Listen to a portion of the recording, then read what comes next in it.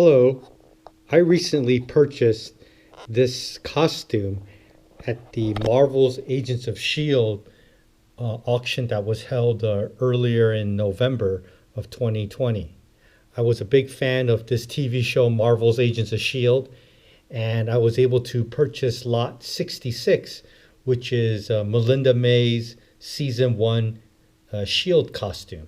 I was able to pick up this costume, and before I give this to a friend who also likes the TV show, I thought I would make this video to document some details about this particular iconic costume from that television show that aired for 7 years. What came with the costume, as you can see in this photograph, is the top as well as the pants and boots. It also came with a certificate of authenticity, and you can see it's signed by the prop store and also by the creative director from Marvel Entertainment, and you can also see kind of a notary public stamp on it. But anyways, let's go ahead and take a look at the top of this costume. This again was a costume that was worn in season 1. If you notice right away, or one of the things I noticed right away on the texture of this costume, you feel this kind of this heavy rubber-like material that's on the costume. And when I spoke to Foley, and I'm sorry, when I received a email correspondence from Foley, who I should also thank in helping me get some more information about this costume.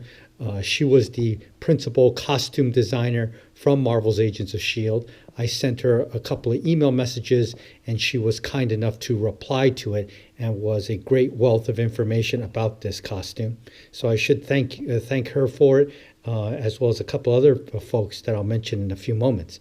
But she mentioned that this material is actually called Eurojersey.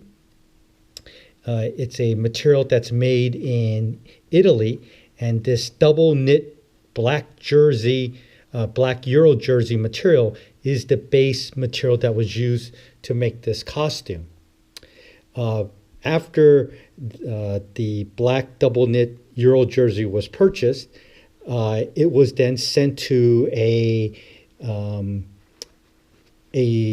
artist based in North Hollywood, who then printed this material, printed this letter Y and this rubber-like color and substance right onto the material.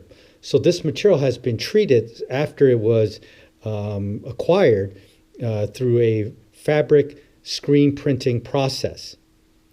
And the lady who developed the technology to print this material based in North Hollywood does it not only for Marvel's Agents of S.H.I.E.L.D., but for other television and movie productions, mostly in the area or the genre of superheroes, science fiction, and action movies.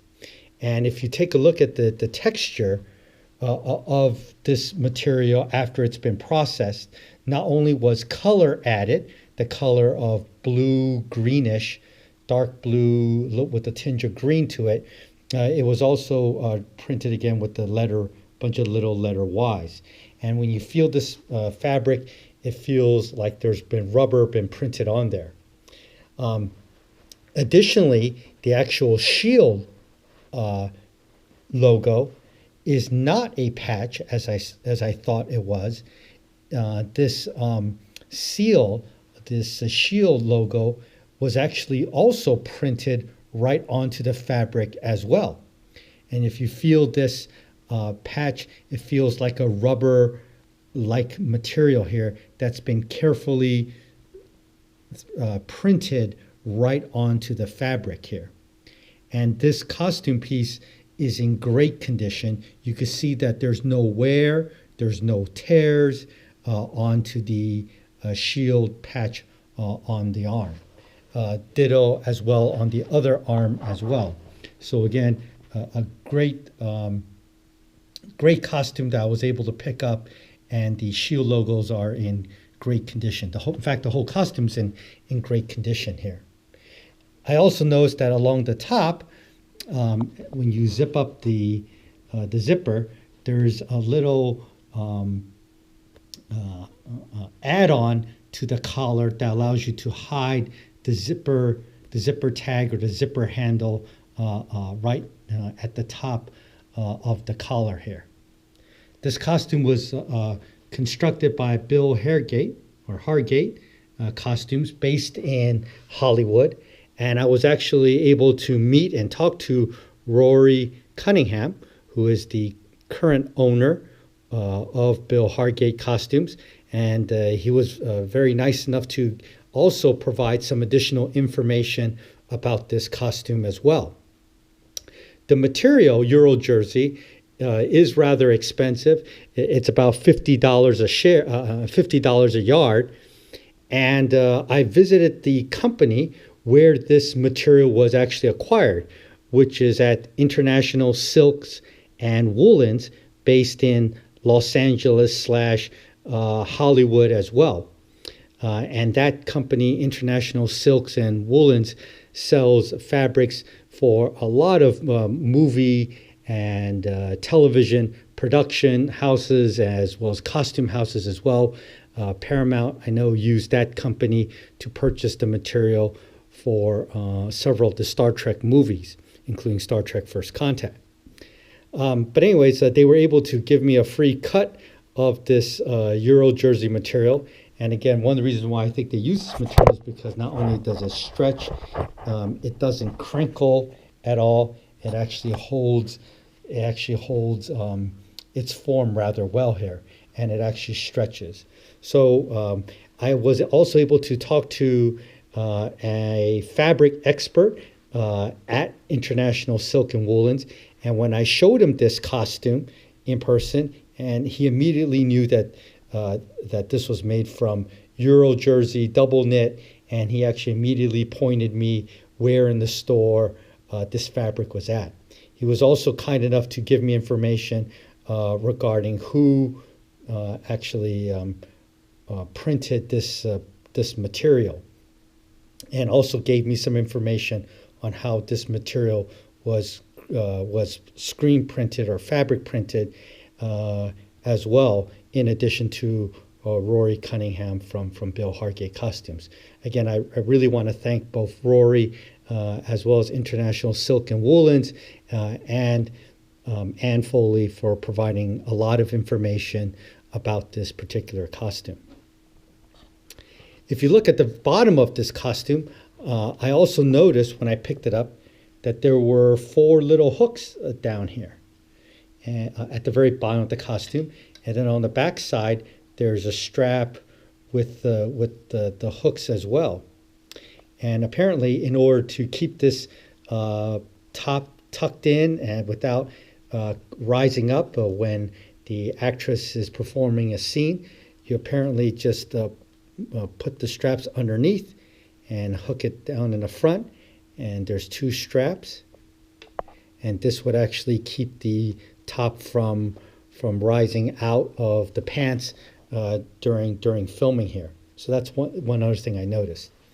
Additionally, when I looked a little bit more closely, I noticed that the color of the main part or the chest part of the top is just a little bit darker, more of a navy blue than the sleeves were, which is just a tinge of additional green added to it. So there's a very small difference in the color from the main part of the top and the sleeve.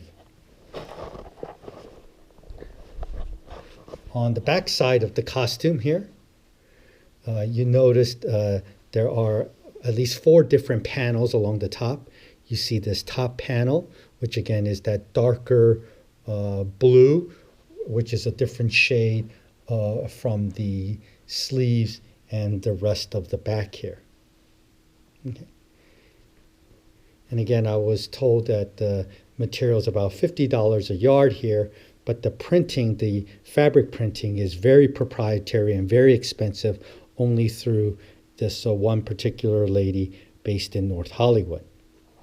On the sleeve itself, there's also some holes, thumb holes, where Ming Na Wen or anybody who wore this costume was able to stick their their thumb through it to keep the sleeve straight and without any wrinkles to it.